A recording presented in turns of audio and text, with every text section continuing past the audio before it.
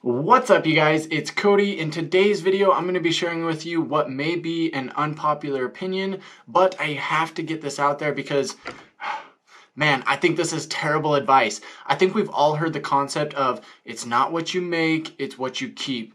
And I just think that that's terrible advice. I think it's a bad way to look at it because everybody's so focused on saving more and cutting back and doing this. And if that's you, that's totally fine. But that's not always what's necessary to get you ahead, especially when it comes to finances. If you're looking to get ahead, you can easily do that by earning more money. Everybody always looks at the back end, right? You make your money and then it's like, okay, how do we spend that money? And that's important. I'm not saying that it's not, but not enough people look at how do I earn more so that I've got more to work with on the back end. So by focusing on that front end problem of how do I make more money, you're going to be better off. I think this video will help you, and at the very least, it'll give you a different perspective on how to look at this. So let's jump into it. So like I said, I don't think this is good advice. When you look at it on the surface, I can see how it looks like a good idea.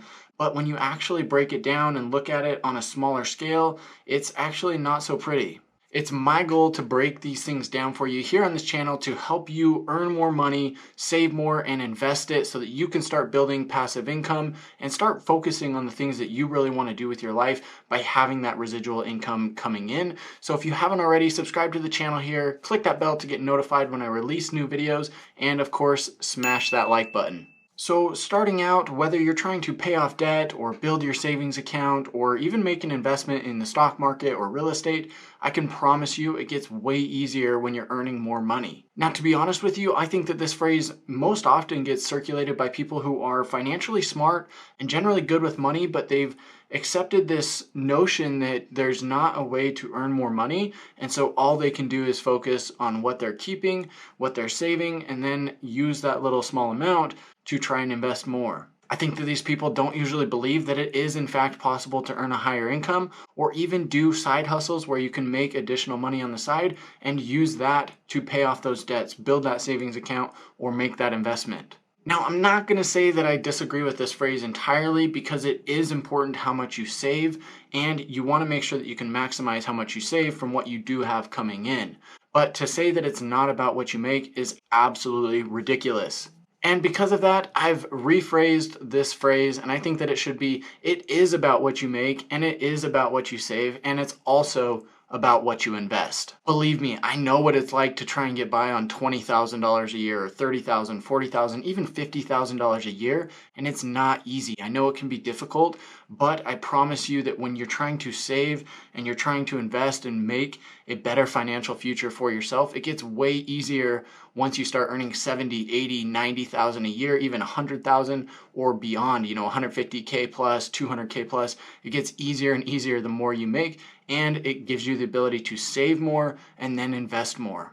I want to make sure that as many of you as possible can live an awesome quality of life and do the things that you really want to do, whether that's provide for your family, take that trip, buy that new car, give to the charity that you want to give to, right? If you're only making so much money, if you're just barely getting by, how can you help contribute to that charity that you really care about? It gets so much easier when you're making more money. And just before I go a little bit further, I know that this phrase is often used with, hey, it's not how much you earn, but it's how much you keep, and that's relating to taxes and what you're actually paying to the government. And I totally agree. Nobody likes paying taxes, right? Everybody wants the benefit from the taxes, but nobody wants to pay it. So I totally agree with trying to avoid paying taxes and keep that money in your pocket. And I try to pay as little in taxes as possible, and that's why I have a professional do my taxes and help me with that, because they know the ins and outs of how to save me the most money possible.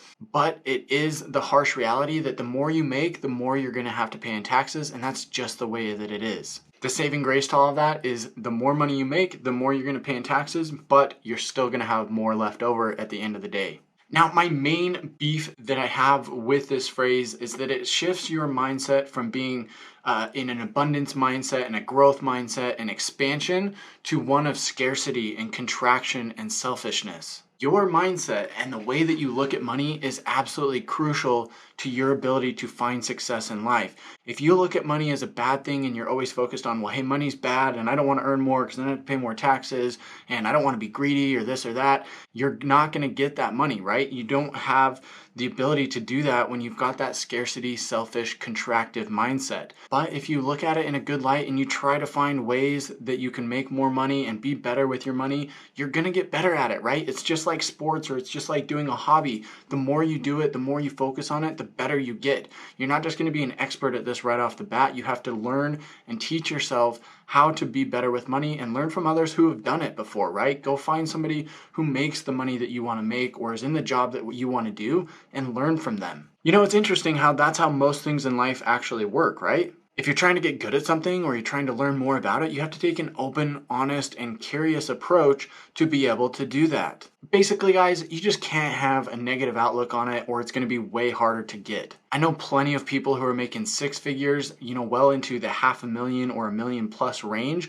and not a single one of them looks at money in a bad light. They don't see it as greedy or selfish or anything like that. They see it as the path to help them provide for their families or make that investment or donate a massive amount to that charity that they really care about, right? It gives them the good things in life, but it also helps other people. And a lot of these people are business owners, right? So not only are they providing for their own families, but they've got employees who they pay, and then those employees are able to feed their family and go and make their own investments and do their own thing because of the person who runs the business. So you really have to look at this in a positive light and have a good outlook on it in order to make more money and find that success that you're looking for in life. When it comes to saving money, you can only contract and save so much. But when it comes to making money, the sky is the limit. There's no limit on how much you can make. You can always start another side hustle. You can always go and find another job that pays more. You can always go and sell another product or service to somebody who needs it and get paid for that.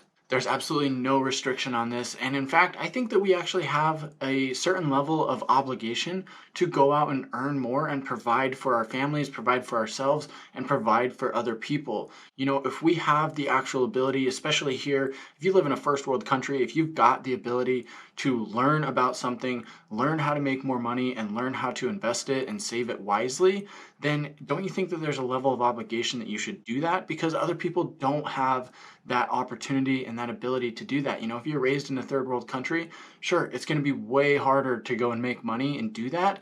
But here in the first world, it's totally possible. There's endless amounts of opportunity. And because we have that ability, I think that it's our obligation and moral responsibility to go out and do that, to provide for our families, like I said, provide for yourself and live the best life possible. When we look at it from a grand scale, it's really kind of sad that we have so much opportunity and a lot of times we just don't take advantage of it. It's really easy to get trapped into your bubble of what you see around you and forget that a lot of people don't have these opportunities in life, whereas we do.